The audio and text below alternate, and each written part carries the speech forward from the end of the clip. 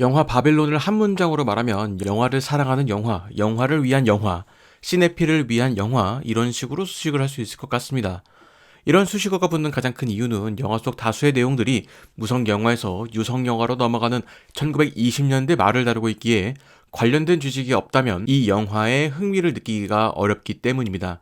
물론 대부분의 영화가 100%로 즐기기 위해서는 사전적인 지식이 필요하겠지만 대부분의 상업 영화는 그런 부분이 없더라도 어느 정도 즐길 수 있도록 친절하게 설명되어 있는 것에 비해 영화 바벨론은 그렇지 않기 때문이죠.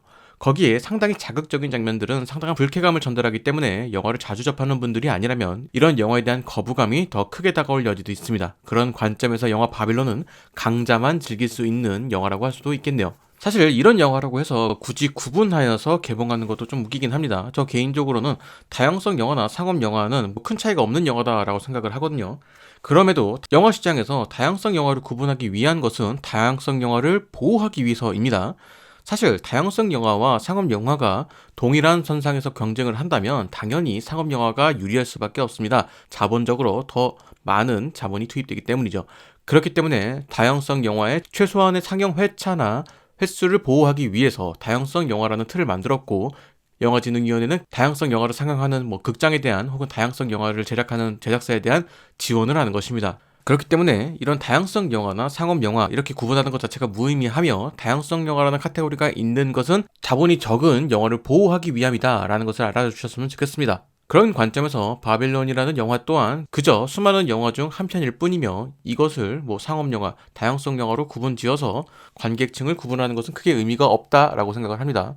사실 이 영화가 상업적으로 성공을 거두지 못할 것이라는 것은 영화를 본 대부분의 관객들이 느끼실 것이라고 생각을 합니다. 수입사에서도 이것을 인지하였는지 다양한 미디어 매체를 통한 마케팅에는 다소 소극적인 모습을 보이기도 하였고요.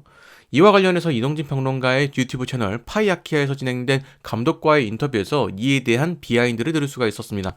해당 내용은 감독이 약 15년 전부터 구성을 하던 내용이었는데, 감독 본인도 이 영화를 하기 위해서는 자신이 어느 정도 제안을 할 수 있는 위치에 올라서야 가능한 영화라고 생각을 하였고, 그렇기에 제작사에 이 영화를 제안을 했을 때 제작사에서도 해당 내용에 대한 수정 없이 제작하는 것을 지지했다는 소식에 제작사에 대한 감사함을 표하기도 했습니다.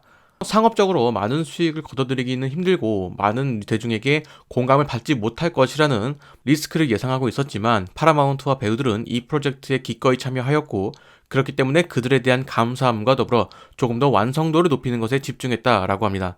정말 말 그대로 감독의 의도가 상당 부분 반영된 영화다라는 해석이 가능한데요. 저는 이 이야기가 상당히 인상적이었습니다. 파라마운트를 포함한 다수의 배우들이 리스크를 가지고 있음에도 흔쾌히 이 영화에 참여했다는 것은 데이미언 샤젤 감독이 보여주는 영화에 대한 열정과 사랑에 공감한다는 것이 아닐까 싶었습니다. 그만큼 이들도 영화에 대한 열정이 대단하다라는 것이 느껴집니다. 미국 사회, 헐리우드에 대해서 돈이 미쳐있는 사람들이라는 생각을 했었는데, 이런 이야기를 들으니까 그들이야말로 진짜 영화를 사랑하고 영화에 대한 열정과 낭만이 살아있는 그런 사람들이 아닐까라는 생각이 드네요. 영화의 초반은 광란의 파티로 이야기가 시작이 됩니다. 감독의 인터뷰에 따르면 해당 장면은 실제 당시의 할리우드 분위기를 담아내는 것이라고 합니다. 해가 떠 있을 때는 영화를 촬영하고, 해가 지면 새벽까지 광란의 파티를 하고 다시 해가 뜨면 촬영을 하는 등 당시 할리우드의 많은 영화인들이 이런 생활을 이어갔다고 하죠. 물론 영화는 단순히 그것만을 보여주기 위해서 이 장면을 길게 삽입한 것은 아닐 겁니다. 이 파티를 통해서 각 인물들의 위치를 간접적으로 알 수 있기 때문이죠. 해당 파티에 참석한 대부분의 사람들은 주인공인 잭을 보고 싶어 합니다. 그렇기 때문에 파티가 시작되기 이전부터 많은 사람들이 잭의 파티라는 것에 많은 관심을 보이고 있는 것이죠. 이후 잭이 등장하는 순간에도 많은 사람들이 그에게 관심을 보입니다. 이와는 반대로 넬리와 매니는 이 파티에 함께하고는 있지만 그 누구도 주목하지 않는 사람이었습니다. 즉, 이 파티에 있어도 그만 없어도 그만인 사람들인 것이죠. 이런 설정을 통해서 이후에 발생하는 권력의 이동 등이 돋보이게 되는 것입니다. 이후 넬리는 인지도가 있는 배우가 되고 매니는 영화 제작에 참여하게 되는 것이죠. 저는 개인적으로 매니라는 인물 설정이 상당히 흥미로웠습니다. 멕시코 출신의 영화인이 된다는 것인데, 실제로 지금의 할리우드에서도 멕시코 출신 영화인들이 많은 주목을 받고 있습니다. 알폰소 쿠아론 감독이나 기에르모 델 토르 감독 등 생각보다 많은 멕시코 출신 영화인들이 할리우드에서 영향력을 행사하고 있습니다. 즉, 영화 속 매니 토레스라는 인물은 그런 멕시코 출신 영화인들을 대표하는 인물로 보인다라는 것이죠. 다시 파티 이야기로 돌아와서 파티의 마지막은 주인공 넬리가 우연하게 영화에 캐스팅되면서 해당 시퀀스가 마무리가 됩니다. 그리고 이어지는 장면은 촬영장에 방문한 넬리의 이야기가 이어집니다. 자, 이후에 등장한 장면들은 1920년대 할리우드가 어떤 방식으로 영화를 찍었는지를 아주 적나라하게 보여주고 있습니다. 그냥 손에 잡히는 대로 마음 가는 대로 마구잡이로 공장식으로 찍어내는 느낌인 것이죠. 체계가 잡혀있지 않고 열정은 넘치는 상황이라서 여러 편의 영화를 찍어내는 상황입니다. 이 장면들을 보면 사막 한복판에 세트를 세워두고 저마다 자신들의 영화를 찍고 있습니다. 이런 장소와 이런 방식을 선택한 것에는 나름의 이유가 있습니다. 당시에는 영화 촬영 기술이 발달되어 있는 상황이 아닙니다. 그렇기 때문에 조명 기술 또한 그리 발전된 상황이 아니었던 것이죠. 그래서 되도록이면 해가 떠 있는 상황에서 촬영을 진행을 해야 합니다. 그리고 여러 영화를 한꺼번에 촬영하기 위해서 넓은 대지가 필요로 했습니다. 그렇기 때문에 LA의 광활한 사막은 당시에 영화를 찍기에는 아주 제격이었던 것이죠. 넓은 땅에 그림자 없이 태양이 내리쬐기 때문에 간단한 세트만 있으면 촬영하는 것에는 크게 무리가 없었던 것입니다. 더불어 당시의 필름 카메라는 필름을 자동으로 돌려주는 기술이 없었기 때문에 사람이 손으로 직접 필름을 돌렸어야 합니다. 그런데 이것이 상당히 중요한 것이 촬영을 하는 동안 일정한 속도로 필름을 돌려줘야 촬영이 된다라는 것입니다. 조금이라도 빨라지거나 느려지게 된다면 고속 촬영이나 슬로우 모션처럼 느껴지기 때문에 일정한 속도로 필름을 돌리는 것이 중요했죠. 조금 더 자세히 말씀드리면 영화는 1초에 24장의 사진으로 구성이 되어 있습니다. 그런데 조금만 빨리 돌리면 1초에 30장의 사진이 들어가기도 하고 1초에 12장의 사진이 들어가기도 한다는 것이죠. 자, 거기에 1920년대에는 녹음 기술도 발달되지 않았기 때문에 무성 영화로 제작이 되었습니다. 자, 그렇기에 촬영장이 상당히 시끄러워도 전혀 문제가 없었던 것입니다. 녹음 기술이 부재했기 때문에 영화 상영 당시에도 오케스트라가 직접 연주를 하기도 하였고 영화에 등장하는 글을 못 읽는 사람들을 위해서 변사가 직접 영화 속의 대사들을 읽어주는 등의 모습이 있었습니다. 같은 이유로 촬영 시에도 어떤 음악을 사용하는지 분위기를 알기 위한 용도로 촬영 현장에서 오케스트라가 존재했던 것이죠. 이것에 비해 현재의 촬영 환경은 커다란 스튜디오를 지어서 소리와 빛을 모두 통제하여서 거의 모든 것을 의도한 대로 찍는 것과는 반대로 당시 촬영은 통제가 안 되는 상황이 많았기 때문에 외부의 요인으로 인한 변수가 상당히 많았습니다. 그러다 우연히 좋은 장면이 찍히기도 하는데 극 중에서 제게 키스씬 촬영 중에 나비 한 마리가 앉은 것과 더불어 해가 지기 직전 노을이 가장 아름다운 시간을 말하는 촬영 용어인 매직 아워 시간대가 정확하게 겹치면서 잭의 키스씬은 너무나도 아름다운 장면이 되었습니다. 그리고 그 모든 것이 맞아떨어졌을 때 영화 스태프들이 느끼는 희열은 말로 쉽게 설명하기 어려울 겁니다. 영화 바빌론은 그 순간의 희열을 상당히 잘 표현하였습니다. 영화를 보는 관객의 입장에서도 그 희열이 잘 느껴졌다라고 생각을 하거든요. 이후에 극 중에서는 유성 영화의 촬영이 이루어지는데 녹음을 위해서 외부 소리가 차단이 가능한 스튜디오를 지어서 촬영을 하게 되죠. 그리고 등장하는 것이 카메라가 존재하는 공간을 따로 분리하였다라는 것입니다. 이는 당시의 카메라에서는 상당히 큰 소리가 나왔기 때문에 따로 분리를 하여서 소리를 차단했던 것입니다. 지금도 아이맥스 카메라는 카메라 구동음이 상당히 시끄러워서 동시 녹음에 어려움이 있지만 기술의 발달로 후시 및 믹싱을 통해서 해당 소리를 줄이는 것이 가능해졌습니다. 하지만 당시에는 녹음된 모든 소리를 그대로 써야 하는 상황이기 때문에 사소한 소음 하나에도 상당히 예민해지는 것입니다. 추가로 당시의 촬영 환경을 보여주는 부분에서 꽤나 많은 사람들이 촬영 중에 사망을 하게 된다라는 것입니다. 그런데 대부분의 죽음이 불행한 사고가 원인이라기보다는 영화에 과하게 몰입한 사고라는 점에서 당시의 사람들이 가지고 있는 영화에 대한 열정을 잘 보여주었다라고 생각을 합니다. 특히나 극 중에서 이러한 죽음들을 비교적 가볍게 연출하였는데 실제로 당시 촬영 환경을 보여주는 부분이라고 생각을 합니다.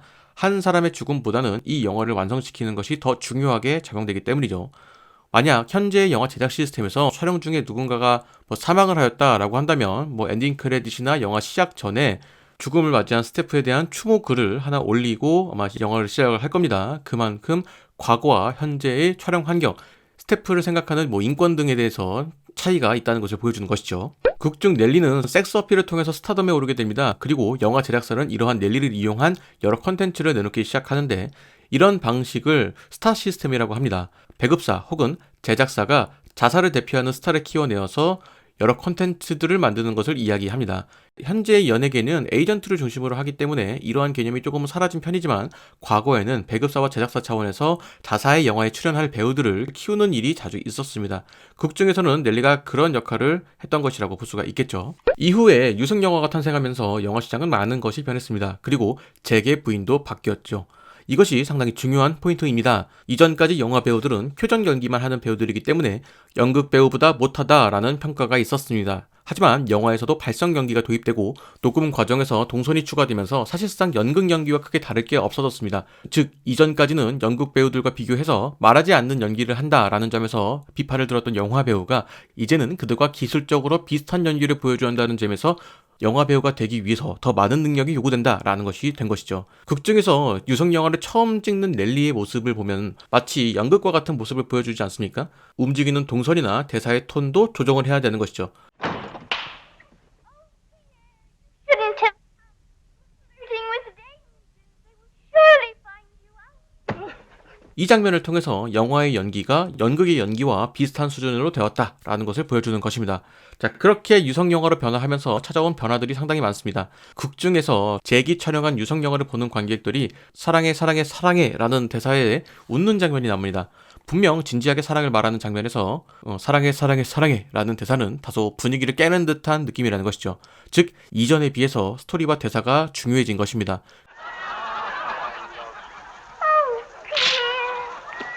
Oh, I love you. I love you. I love you. I love you. I love you. I love you. Love you. Did somebody get paid for writing that dialogue? 그런데 영화 바빌론이 정말 대단한 것은 영화 후반부에 매니가 넬리에게 자신의 감정을 말하는 장면에서 사랑해 사랑해 진짜 사랑해 라는 대사를 넣으면서 이 대사를 납득이 가능한 상황으로 탈바꿈해서 영화에 삽입했다는 것입니다. 저는 이 장면을 보면서 상당히 놀라웠습니다. 아니 이런 생각을 하다니 정말 감독이 대단하다라는 생각이 들었는데 한편으로는 이 대사가 감독이 영화에게 말하는 대사처럼 들리기도 합니다. 영화에서 또 한 가지 인상적인 점은 배우의 하락을 인상적으로 그려냈다는 것입니다. 이것을 느끼게 하기 위해서 앞부분에 파티 장면이 삽입되었다라는 생각이 드는데요. 시끄럽고 화려했던 순간들이 지나가고 이제는 아무도 찾지 않음과 더불어 자신의 연락을 무시하는 상황들이 제게 입장에서는 받아들이기가 어려워졌을 겁니다. 그렇기에 후반부에 등장하는 기자와의 인터뷰는 상당히 인상적으로 느껴지죠. 배우라는 존재는 사람들에게 점점 잊혀지겠지만 그가 출연한 작품을 보는 순간만큼은 그가 최고의 스타가 된다는 것입니다. 자, 그렇다면 평생 잊혀지지 않고 그의 전성기를 보내고 있는 것이 아닐까 싶습니다. 나의 찬란한 시기를 기록한 기록물이 있다는 것은 축복이 아닐까 싶기도 하네요. 그리고 이 영화의 마지막 장면은 상당히 인상적입니다. 광과민성 뇌전증을 불러올 것 같은 이 장면은 마치 라라랜드의 마지막 장면을 보는 것과 비슷한 감상이 들었습니다. 지금의 영화 시장을 만든 수많은 사람과 역사, 당시에는 주먹구구식이었을지 모르지만 그것이 기반이 되어 현재의 할리우드가 되었고 할리우드를 넘어서 영화 역사에서 의미 있는 유럽 영화들이 있었기 때문에 현재의 영화들이 존재하게 되었다라는 것입니다. 그리고 그것을 거슬러 올라가면 최초의 영화라 불리는 열차의 도착이 있고 최초의 영상이라 할 수 있는 질주하는 말이 있으며 그 이전에는 빛, 색 등 영화를 구성하는 기본적인 요소들까지 파고 들어가면서 지금 당신이 이 영화를 볼 수 있게 된 것은 이 모든 것들이 있기에 가능했던 것이다 라는 메시지를 보여주는 듯 했습니다. 그렇기에 정신없이 펼쳐지는 영상들이 상당히 감동적으로 다가왔습니다. 이런 연출을 보여준 감독 정말 대단하다라는 생각이 드네요. 저는 사실 이 장면이 영화의 핵심 중 하나라고 생각을 합니다. 이 장면은 영화의 초반 매니가 말한 영화를 좋아한 이유와 연결 지어볼 수 있습니다. 매니는 영화에 대해서 이야기를 하면서 많은 상황을 간접적으로 겪을 수 있는 것이 영화의 매력이라고 했습니다. 총에 맞아도 영화 속 이야기라서 실제로는 죽지 않는다는 것이죠. 자, 그렇기 때문에 토비 맥과이어가 등장하는 장면은 그런 상황들이 실제가 되었다고 생각을 해볼 수가 있을 겁니다. 그가 얼굴을 하얗게 칠한 것도 배우의 특징으로 상징되는 분칠을 의도한 것이라고 생각이 되는데 이후에 등장하는 장면들은 마치 영화 속에서나 불법한 장면들이 펼쳐지는데 매니의 입장에서 바라본다면 영화 속 장면들이 현실로 펼쳐진 것입니다. 그들이 가져간 돈이 영화용 소품이었던 것도 비슷한 맥락으로 볼 수가 있습니다. 마치 영화처럼 판타지 같은 결말을 보여주는 것이 아니라 현실적인 결말을 선사하는 것이죠. 이는 데이미안 셔즐 감독의 전작들에서도 비슷하게 나타나는 모습인데 현실과 꿈 사이에서 현실적인 부분을 선택하는 편인데 그런 시각에서 바라본다면 결국 바빌론이라는 영화 속 주인공들도 영화 같은 인생을 살아가다가 결국 현실을 마주하게 되었다라는 것으로 해석해 볼 수가 있을 겁니다. 매니가 동굴 속에서 마주한 것들은 영화 속에 있을 때는 굉장히 흥미로운 것들이지만 이것이 사실이 되었을 때는 생명의 위협이 되는, 즉 매니가 지금까지 영화 속에서 살아왔다면 이 순간부터 인생은 영화가 아니다, 인생은 실전이다 라는 메시지를 주는 장면이라고 볼 수 있다는 것이죠. 극중에서 넬리는 뱀과 싸우게 됩니다. 뱀과 싸우게 되는 과정을 생각을 해보면 넬리의 심리 상태를 알 수가 있을 겁니다. 이전만큼 사람들이 자신에게 관심이 없고 심지어 넬리의 아버지는 넬리에게 관심을 보이기보다는 넬리의 유명세를 이용하여서 다른 사람의 관심을 사려는 모습을 보이는 것입니다. 그렇기 때문에 넬리는 뱀과 싸운다는 비교적 자극적인 소재를 꺼내게 됩니다. 이것이 넬리가 지금까지 생존해왔던 방식인 것이죠. 자신에게 관심이 떨어졌을 때쯤에 조금 더 자극적인 것을 가져와서 사람들의 관심을 끄는 것입니다. 하지만 생각과는 다르게 목을 물리면서 죽을 위기에 처하게 됩니다. 여기서도 인생은 실전이다 라는 이야기가 떠올리게 되죠. 영화 속에서 어떤 모습을 보이더라도 그것이 생명의 지정으로 이어지진 않지만 실전에서는 그렇지 않다라는 것이죠. 하지만 다행히도 페이에 의해서 목숨을 건지게 됩니다. 그런데 이것을 영화의 구조와 연결을 해본다면 상당히 흥미로운 해석이 가능합니다. 이러한 과정들이 이전까지 넬리가 스타가 된 과정과 유사한 구조를 가지고 있기 때문이죠. 넬리가 처음으로 찍은 영화에 대사를 입혀준 사람이 페이지 않습니까? 즉 이전까지 넬리의 목소리가 되어준 사람이 페이다라는 해석을 해볼 수가 있다는 것이죠. 거기에 더불어 넬리가 뱀에 물리면서 어려움에 처했음에도 아무도 도와주지 않았습니다. 그런 상황에서 페이만 그녀를 도왔습니다. 어쩌면 지금까지 그 누구의 도움도 없이 이 자리에 왔고 지금도 자신을 도와주는 사람이 없다고 생각한 외로운 넬리에게 페이는 상당히 고마운 사람일 수도 있겠다라는 생각이 들었습니다. 겉으로는 화려하지만 내면적으로는 외로움이 많은 그녀의 이런 모습들은 영화의 후반부 매니와 사랑을 약속한 모습에서도 비슷하게 느껴질 수가 있습니다. 그녀가 어둠 속으로 사라진 이유에 대해서 이미 너무 늦어버렸다라는 생각이 있던 것은 아닐까라는 생각이 들었습니다. 이제는 과거의 넬리로 돌아가지 못할 것이라는 것을 알고 있는 것이죠. 아마 매니의 감정에 대해서 조금 더 미리 알았다면 넬리는 조금 더 행복한 삶을 살지 않았을까라는 생각도 드네요.